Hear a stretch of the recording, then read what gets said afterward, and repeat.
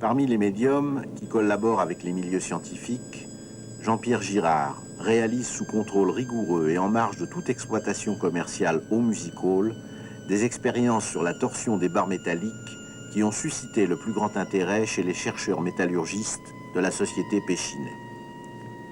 Contrairement à Uri Geller, le célèbre torsionnaire de petites cuillères dont les démonstrations sont discréditées par les scientifiques, Jean-Pierre Girard s'est prêté à des examens en laboratoire, en présence d'huissiers et aussi d'illusionnistes professionnels qui ne contestent pas l'authenticité des phénomènes.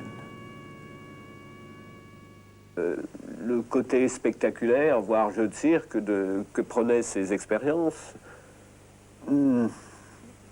m'indisposait beaucoup et je l'ai déclaré d'ailleurs à M. Crussard, il s'en souviendra. J'appelais au centre de recherche de Vorep les ovnis de M. Crussard, les objets fléchis dans des conditions non identifiées.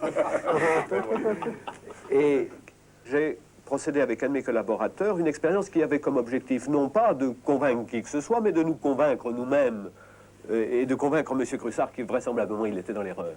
Nous nous sommes posé la question de la manière suivante. Quelle est la force que l'homme le plus fort est capable de développer sur un barreau? Quel est le barreau qui est réellement intordable? Et nous avons réalisé ce barreau. Et nous avions placé la barre de notre conviction à ce niveau-là, ayant expérimenté sur des paysans, sur les haltérophiles. Et cette barre-là, vous l'avez ici. En effet, ce matériau a été réalisé spécialement pour l'expérience et nous avions vérifié auprès d'un haltérophile qui faisait 140 kg qu'il était totalement impossible de le déformer. Nous avons ensuite fait venir, M. Crussard s'y était prêté, fait venir M. Girard à Grenoble. Et dans des conditions qui nous convenaient parfaitement en ce qui concerne le protocole, nous avons donné finalement notre fameux barreau à Jean-Pierre Girard. Et ici, à 4 reprises, par simple imposition de la main, nous avons vu, nous n'en croyons pas nos yeux, bien évidemment, ce barreau s'est déformé à 4 reprises avec les flèches, les déformations que vous voyez ici. Ici, il s'agit des tracés qui ont été faits après chacune des déformations. Il me semble que pour nous, il était plus important de faire d'autres expériences.